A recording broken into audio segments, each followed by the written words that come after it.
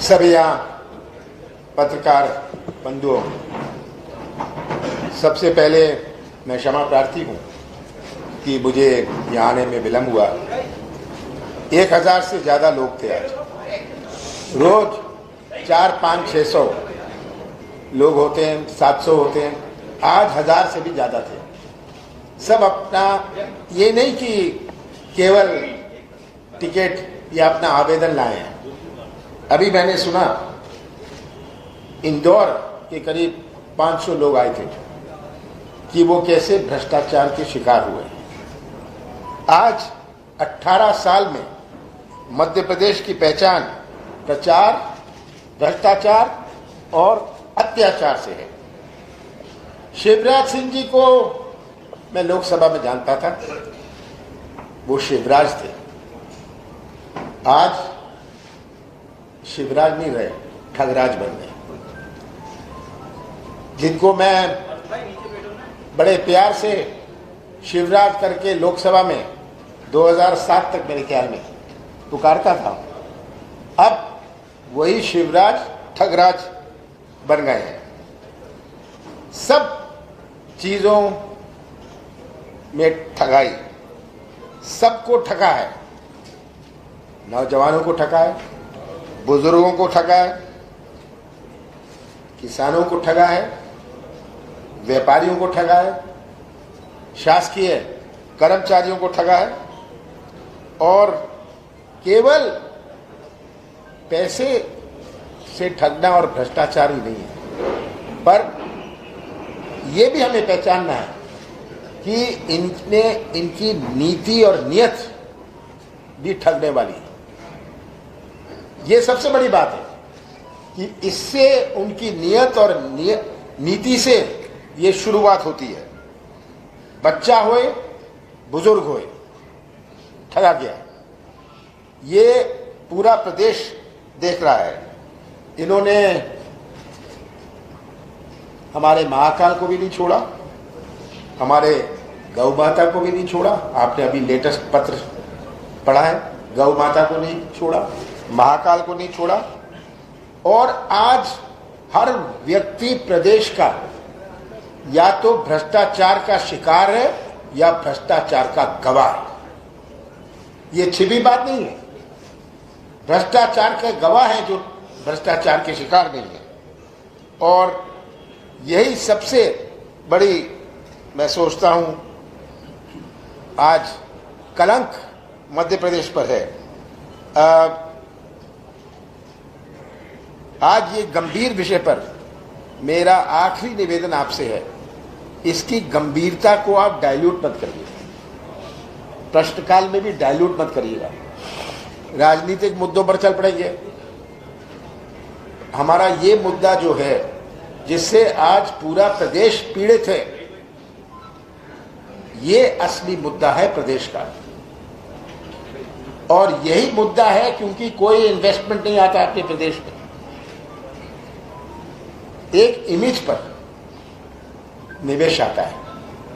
Investment, मैंने हमेशा कहा, डिमांड नहीं करा जा सकता, अट्रैक्ट करना पड़ता है।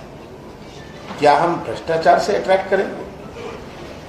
हमारे प्रदेश पर अगर सबसे भ्रष्ट प्रदेश का लेबल लगाए तो क्या या निवेश आएगा? तो ये आज मैं मानता हूं सबसे बड़ी समस्या, बेरोजगारी बड़ी समस्या है, हमारी आर्थिक गतिविधि बहुत बड़ी समस्या है कि कैसे घटती हुई आज हमारी आर्थिक इकोनॉमिक एक्टिविटी है, आर्थिक गतिविधि है।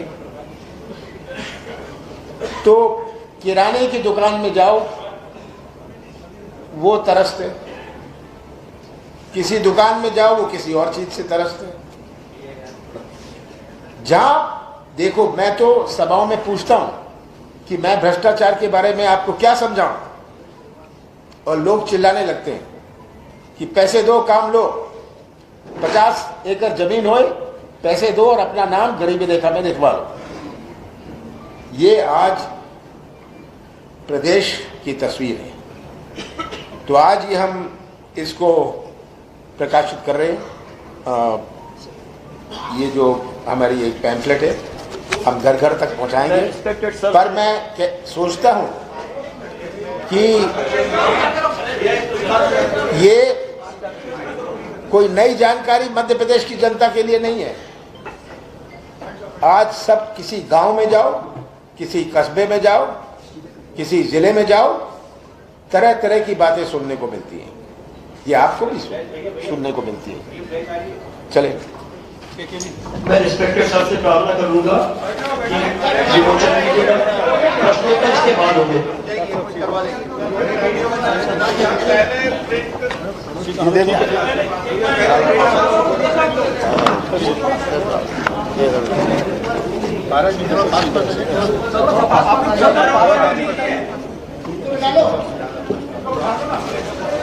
बैठ जाएंगे।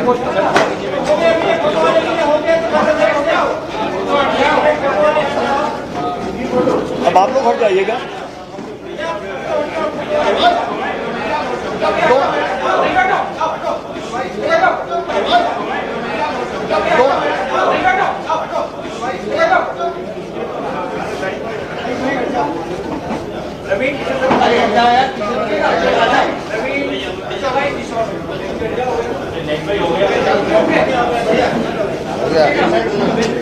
पहले बंटवा दें जी, प्रेस रिलीज के साथ ये बन गया तो बंटवानी। हाँ जी, ये है, ये तो बंटवाना है। ये सर प्रेस रिलीज के साथ अपन दे रहे हैं। अच्छा, ये आपको देते हैं अभी।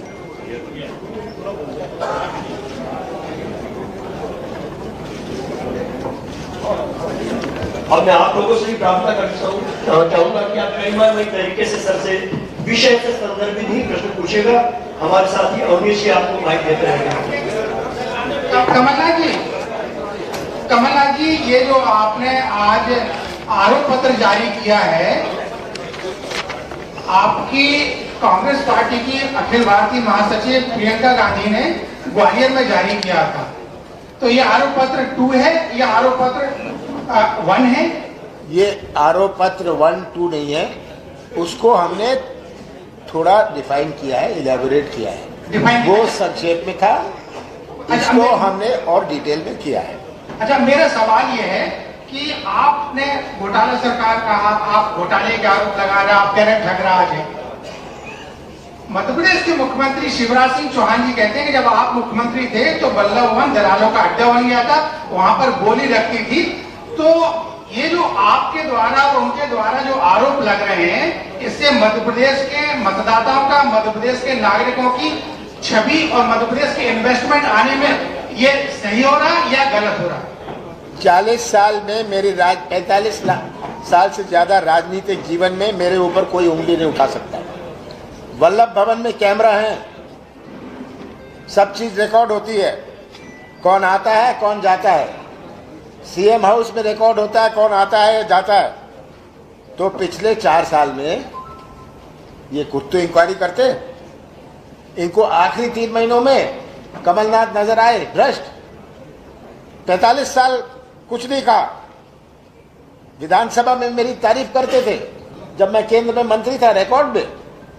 आज जब इनकी पोल खुल रही है, ये देख रहे हैं कि इनकी दबाने की, छिपाने की और डराने की राजनीति का अंत होने जा रहा है और इनके पास बोलने लायक कुछ नहीं है, तो कहते हैं कमलनाथ ये दलालों का अड्डा था। अरे भाई, आपके पास कैमरा है, वल्लभ भवन आप भी आपके पास है, कार्रवाई करो। कार्रवाई करते हैं आप पिछले 4 महीनों में। ये सब ई टेंडर हुए, इतने सारे घोटाले जो इनके समय के हैं, इसके बारे में कुछ नहीं कहेंगे क्योंकि समय नहीं था। तो बहुत सारे घोटाले इनके 15 साल के उजागर नहीं हुए, मेरे पास फुर्सत नहीं थी, मैं उस रोड पर नहीं चल रहा था। मेरा लक्ष्य था मेरे मुख्यमंत्री काल में कि कैसे प्रदेश को सही पटरी पर लाएं, हम किसानों के हित का क्या करें, हम इन्वेस्टमेंट कैसे लाएं। सर, 2018 के पहले आपके वचन पत्र में जांच आयोग के गठन की बात कही गई थी कि जो तमाम घोटाले हैं 1 साल के अंदर उनकी जांच कराई जाएगी, जो आरोपी होंगे उनको जेल के अंदर डाला जाएगा। लेकिन 1.25 महीने 15 महीने की सरकार में किसी के खिलाफ कोई FIR नहीं हुई।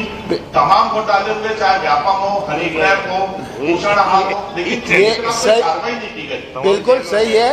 15 महीने थे मेरे पास, जिसमें से 2.5 महीने आचार संहिता लोकसभा चुनाव में गए। याद रखिएगा, 11.5 महीने थे मेरे पास। और मुझे नहीं पता था कि हमारी सरकार जाएगी। मैं जानता था जब ये सौदा शुरू हुआ, 2-3 महीने पहले मैं जानता था। विधायक आते थे, मैंने आपको पहले भी कहा है, मेरे पास आते थे कि आज हमें इतना पैसा मिला है। मैंने सबको कहा था मैं सौदा नहीं करूंगा, किसी को कोई पैसे नहीं दूंगा, क्योंकि मैं मध्य प्रदेश की राजनीति सौदे से नहीं पहचानना चाहता। मैं अपनी कुर्सी सौदे से नहीं बचाऊंगा। मैं मुख्यमंत्री था, मेरे पास तो सब विधायक आते थे, इतना पैसा मिल रहा है, इतना पैसा मिल रहा है। मैंने कहा लो पैसा, मौज करो।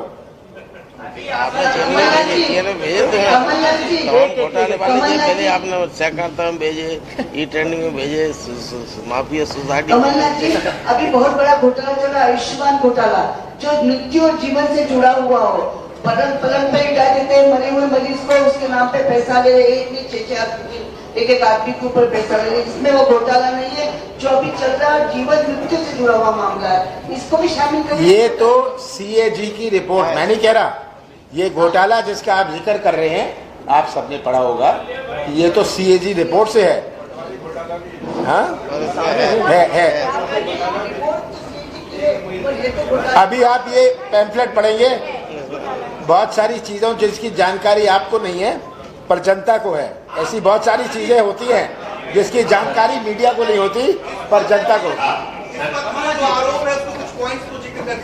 आप पढ़ लीजिएगा, 200 आप पढ़ लीजिएगा, आप इस पे नहीं जाना चाहते। 50% कमीशन को लेके आप 50% कमीशन को लेके आपने आरोप लगाया, आप लोगों ने, आप लोग के ऊपर 41 थानों में FIR दी थी।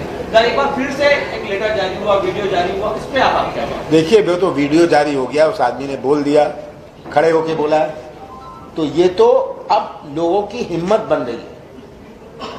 बहुत सारे लोग खुलासा करना चाह रहे हैं। ये आज जानते हैं कि क्या होने वाला है 4 महीनों में, तो उनकी हिम्मत बन रही है। और मैं आपको एक और बात बता दूं, अगले 4 महीनों में, 3 महीनों में और भी घोटाले सामने आएंगे।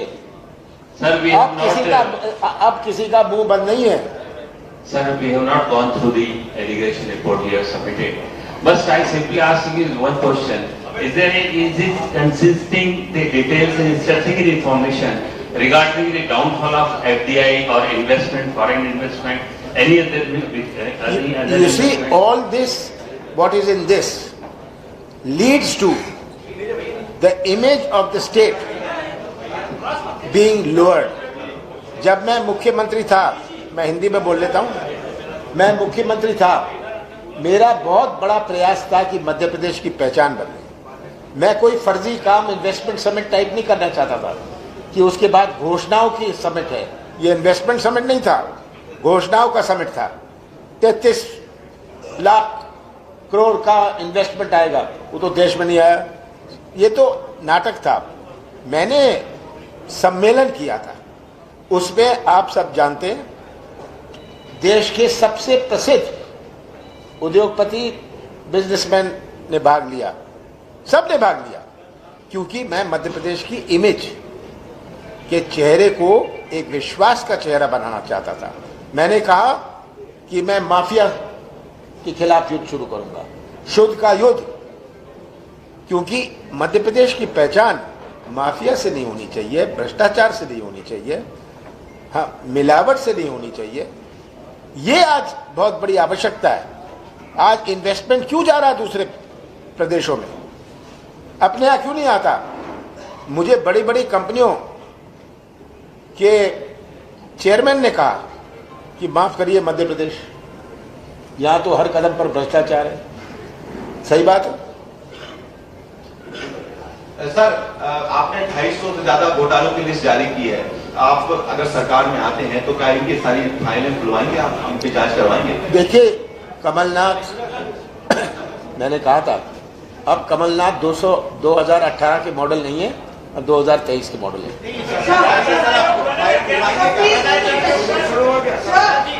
Day after tomorrow on Sunday.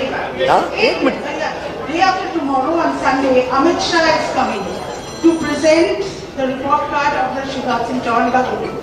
The BJP party going to give a report on the BJP government. Now, do you have anything to say? Because he says, because the BJP is going to portray its achievements. The allegations that you have given, is this the Congress's report card on the Shivraj Singh Chauhan government? Everybody knows कि ये government जो मैंने कहा प्रचार की, भ्रष्टाचार की और अत्याचार की गवर्नमेंट की, इस पर ये रिपोर्ट दें। अंत में याद रखिएगा, अंत में जनता गवाह है। ये कुछ कमलनाथ कह लें, कुछ बात कोई और अमित शाह कह लें, प्रश्न ये है जनता को किस पर विश्वास है। ये आज अंत में प्रश्न है। ये होर्डिंग से, लीफलेट से, सभाओं से, इससे आज जनता प्रभावित होने वाली नहीं है। जनता जो भुगती हुई है, जो बेरोजगार भटक रहा है, जो किसान चिल्ला रहा है, जो छोटा व्यापारी दुखी है, वो इसका जवाब देगा। सर ये बजरंग दल को लेके ये बात हटिए मत। मनोज जी माफी चाहेंगे, मनोज जी माफी चाहेंगे, ये विषय आज नहीं होगा, सिर्फ आरोप पत्र से संबंधित। प्लीज, हर बार आप ही बोलते हैं, अभी रुक जाइए, दूसरा पूछ रहे, अच्छा था आप पूछे प्लीज।